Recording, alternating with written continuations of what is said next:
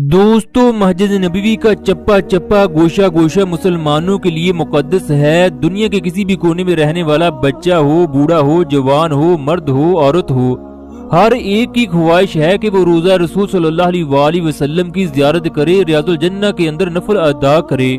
मस्जिद नबवी के अंदर काम करने वाला एक इंजीनियर जिसका ताल्लुक सऊदी अरब से था, वो हर जुमा को अपनी बीवी के साथ मस्जिद नबवी में आकर जुमा अदा करता, रियाजुल जन्नह के अंदर नफल अदा करता।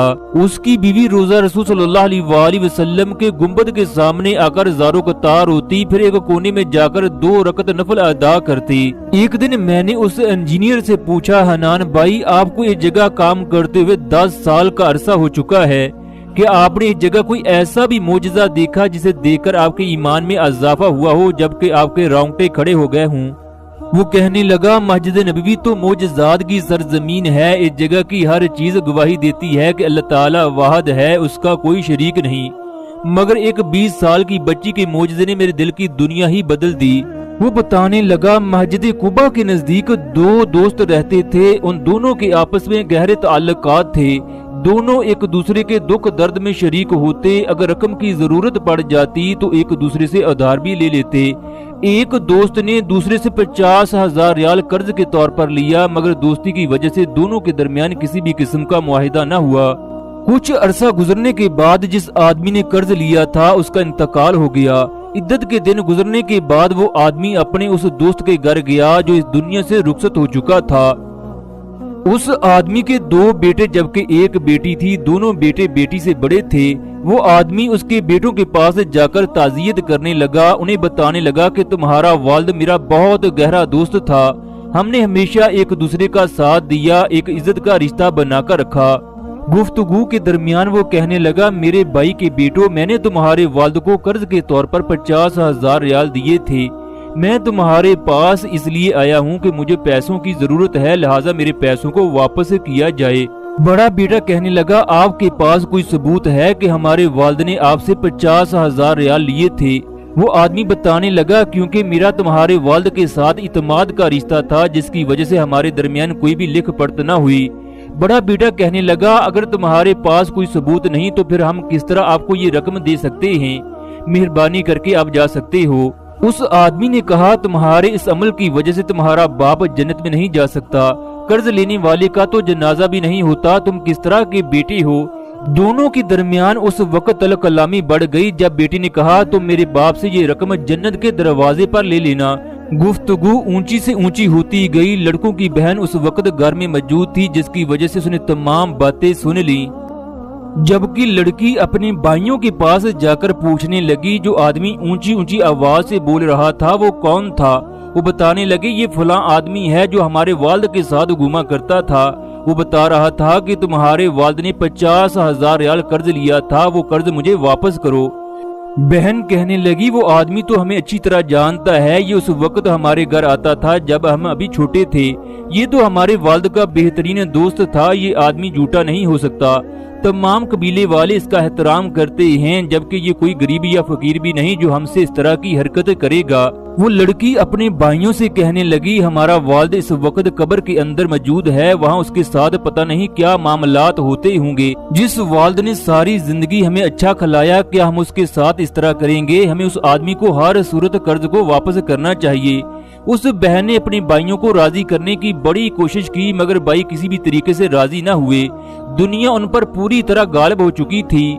वो बहन को समझाने लगे, उसके पास कोई सबूत नहीं, हम किस तरह उसको इतनी बड़ी रकम दे सकते हैं? बहन को भाइयों की बातें सुनकर बहुत दुख हुआ, चनाचा वो रोते हुए वहाँ से उठकर चली गई। वो दिन रात अपने बाप के बारे में सोचती कि वो उनका कर्ज कैसे उतारे। उसका वालिद इस वक्त इंतहाई मुश्किल में है। उसके वालिद ने शादी के लिए जो जेवर दिया था, उसने तमाम जेवरात को इकट्ठा किया, एक बैग में डाला। अगले दिन उस आदमी के घर चली गई जिससे उसके वालिद ने 50,000 रियाल कर्ज के तौर पर लिए थे।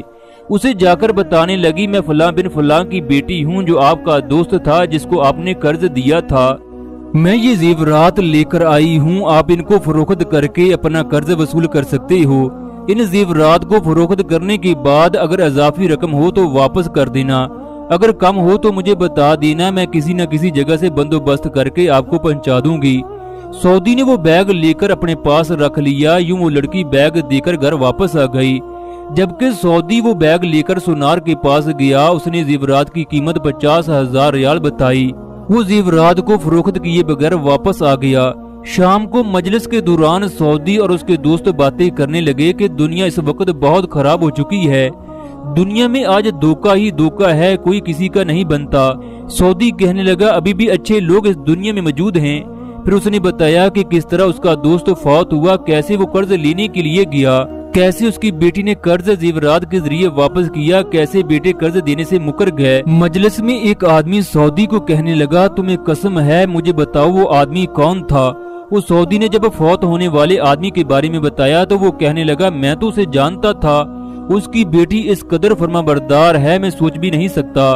उसने अपने बाप के कर्ज के लिए सारे जेवरात दे दिए। उसने कहा, खुदा के लिए उस जेवरात को फरोख्त न करना, जबकि 40,000 रियाल मैं तुम्हें देने के लिए तैयार हूँ। वो जेवर उस बच्ची को वापस कर दो। अगले दिन वो आदमी उस लड़की के घर में जाकर उसे कहने लगा, बेटी ये तुम्हारे जेवरात हैं, तुम्हारे वालिद का कर्ज अदा हो चुका है, अब तुम्हें परेशान होने की जरूरत नहीं। जब इस वाकया का इल्म उस आदमी के एक और दोस्त को हुआ तो वो सऊदी के पास जाकर कहने लगा, खुदा के लिए मुझे उस बच्ची के बारे में बताओ जिसकी कर्ज की वापसी की खबर पूरे शहर में फैल चुकी है।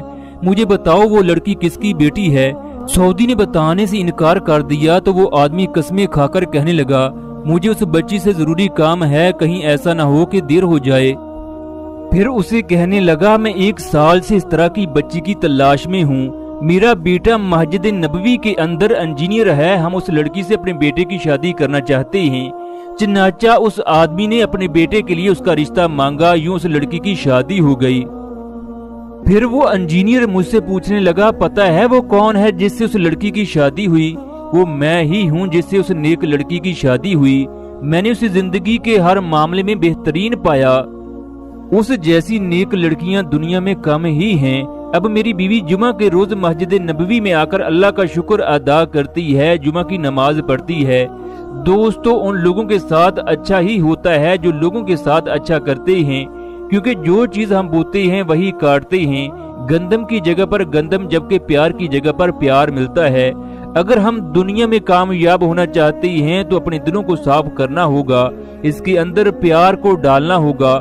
अगर हम खुद अच्छे नहीं तो दुनिया से किस बात की तवक्का रखते हैं कि वो हमारे साथ अच्छाई करे। दोस्तों, दुनिया का बेहतरीन इंसान वो है जो दूसरों का ख्याल रखता है, उनके दर्द को महसूस करता है। इसको एहसास कहते हैं, इसी की वजह से ये दुनिया कायम है। अल्लाह ताला हम सबको नेक अमल करने की तौफीक अता फरमाए। दूसरों की कदर करने का जज्बा हमारे दिल के अंदर अता फरमाए। आमीन समामीन।